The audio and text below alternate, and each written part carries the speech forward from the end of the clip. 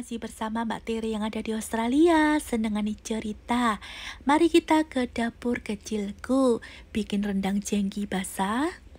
Terus aku bikin sambal pete sing pedes kayak mulutnya tetanggaku. Terus di sini itu banyak sekali yang aku nostalgia dengan memori-memori daun pisang ceritane. Jadi kalau kangen dengan suasana masakan Nusantara tercinta, terus dibikin di dapur kecil Mbak Tere yang ada di sini, di bagiku itu adalah sesuatu. Jadi rasa banggaku, rasa sayangku seperti itu. Masakan sing namanya sego Padang ini selalu ditunggu-tunggu. Aku pun menunggu selalu masakan Padang ini. Walaupun bikinku tidak seperfect yang mereka bikin, tetapi inilah caraku untuk mengobati rasa kangenku yang luar biasa.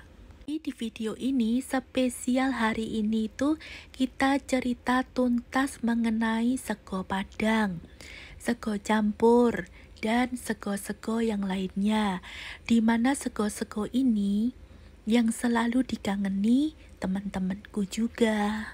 Sambal goreng kentang pete ati, pokoknya mantep. Sego campur sing kayak gini itu juga mantep.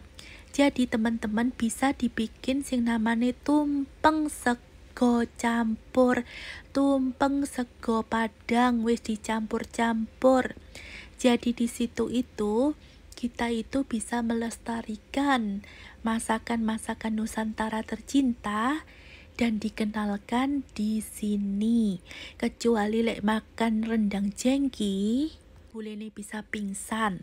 Nah, lek cumi-cumi kayak gini teman-teman, ini sesuatu. Ini itu tintanya jangan dibuang. Dimasak pedes kayak gini. Waduh, ini menghabiskan nasi sebakul. Resepnya kalau kalian suka lihat di description ya. Nanti aku akan tuliskan kembali bagaimana ceritaku bikin cumi-cumi sambal seperti ini. Dan kalau yang ini teman-teman, ini itu kalian sudah biasa ya kalau bikin sego Padang. Jadi ya seperti ini ceritanya mengenai sego Padang. Cerita mengenai sego Padang, jadi di sini itu ada beberapa restoran Indonesia. Di sini itu juga menjual sego rendang. Ini rendang. Jadi di sini itu ada 2 restoran yang menjual nasi dengan rendang, tetapi tidak komplit. Tetapi ada beberapa orang mereka menjual sego Padang ini kepada teman-teman kita yang ada di sini.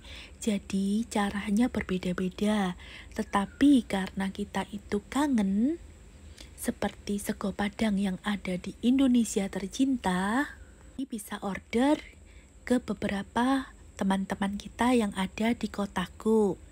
Kalau aku suka bikin sendiri karena di sini itu kita tuh tahu teksturnya bagaimana. Mau ditambah hati dan ampla ayam juga boleh. Jadi kalau aku itu suka sekali sego Padang itu yang betul-betul tidak terlalu ini ya, sekali dagingnya. Jadi ada juga nasi Padang itu yang betul-betul dia itu memakai press cooker untuk masaknya. Jadi sampai betul-betul dagingnya itu dia sangat lunak sekali. Kalau aku suka dagingnya itu yang seperti ini ya. Kalau caraku masak ya teman-teman, jadi berbeda-beda. Nah, di sini itu yang aku kangeni yaitu peyek yang ada udang-udangnya itu. Tetapi karena di sini itu kalau aku menggoreng itu tidak bisa terlalu sering. Karena kita itu punya tetangga bukan yang sesama orang Indonesia ya.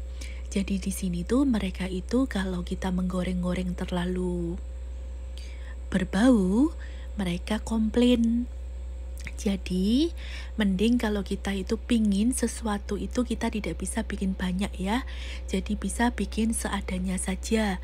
Misalnya peyek udang kita bikin paling banyak 10 saja. Untuk yang rendangnya teman-teman, jadi aku tuh seneng rendang yang masih berkuah seperti ini. Aku bisa juga membuat rendang yang kering. Tetapi aku masih suka dengan yang rendang berkuah. Jadi ini selera ya teman-teman ya. Ada restoran yang ada di kotaku ini, rendangnya ini dimasukkan di dalam isian burger. Jadi burgernya itu burger rendang. Jadinya itu mantep sekali. Jadi kalau kalian suka dengan kreasi-kreasi baru, kalian bisa mencobanya dengan membuat rendang dan dimasukkan ke dalam isian burger. Jadi burger rendang. Waduh, boleh kan ditiru? Boleh juga untuk dicoba. Setelah mendengarkan cerewetku, ceriwisku, sekarang kalian akan aku ajak ke dapur kecilku bikin rendang yang kering. Untuk bikin rendang yang kering, kalian harus punya yang namanya kelapa yang sudah disangrai. Boleh memakai potongan daging kecil atau memakai potongan daging yang besar. Terus kelapa yang kalian gunakan itu harus betul-betul kelapa yang kental. Jadi nantinya kalian itu pada waktu mencicipi masakan rendang kering itu betul-betul bumbunya itu merasuk ke dalam dagingnya. Jadi tidak lama lagi kita akan pergi ke dapur kecilku. Di situ nanti aku akan bercerita dulu prosesku, bagaimana caraku bikin rendang yang kering untuk daging sapi ya. Jadi seperti ini teman-teman, kalian harus bisa membedakan rendang yang basah dan rendang yang kering. Jadi ini aku akan masuk untuk bikin rendang yang kering. Untuk cara bikinnya, kalian jangan di press cooker, tetapi kalian boleh di slow cooker. Jadi daging yang sudah kalian potong-potong selera seperti ini, terus kalian siapkan untuk menumis bumbunya dulu. Bumbu rendangnya kalian pasti bisa tahu ya di sini itu ya. Jadi sampai dia betul-betul seperti ini dulu. Nah, tadi itu kan ditambah air ya, dimasukkan ke sini sampai dia betul-betul ditambahkan dengan kelapa yang disangrai. Boleh kalian itu memakai kelapa yang sudah jadi serundeng. Jadi kelapa yang sudah jadi itu serundeng ya. Jadi dimasak seperti ini sampai dia betul-betul lama, dan di sini itu sampai betul-betul airnya menyusut. Jadi kuahnya itu betul-betul menyusut ya, sampai dia jadi rendang yang seperti ini. Dan nanti ditambah lagi kekeringannya teman-teman. Ini belum sempurna, ini masih sekitar 75%. Dan nanti setelah selesai jadinya tuh seperti ini, rendang daging sapi Mbak Tire.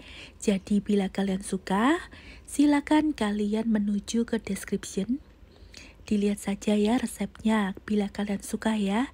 Jadi rasanya ini betul-betul merasuk di daging sapinya. Kita akan pergi ke masakan yang kedua, tetap di dapur kecilnya Mbak Tire, yaitu perpaduan antara bumbu Bali dengan balado. Rasanya mantep. Memakai slow cooker selama 5 jam. Jadi nanti betul-betul merasuk di dalam daging ayamnya, ditambahkan tahu gembos, jadinya mantep. Untuk bumbu-bumbunya kalian pasti tahu ya, kalau bumbu balado itu apa, bumbu Bali itu apa saja. Jadi di sini itu sampai betul-betul merasuk. Bila kalian suka bisa ditambahkan dengan telur rebus yang digoreng, dimasukkan ke dalam sini dan ditunggu. Hasilnya memuaskan sekali. Terima kasih sudah mengikuti Mbak Tire mulai dari awal sampai di penutup cerita ini. Inilah saya dengan ceritaku, memori Sego Padang. Jadi teman-teman silakan di like, di komen, dan di share, jangan lupa. Karena ceritaku ini yang mengandung racun ini selalu bikin kangen. Terima kasih, sampai berjumpa kembali. Kalau kalian suka dengan resep-resepku yang lainnya, silakan datang di video-videoku sebelumnya. Salam sayang selalu dari Mbak Tiri. Terima kasih.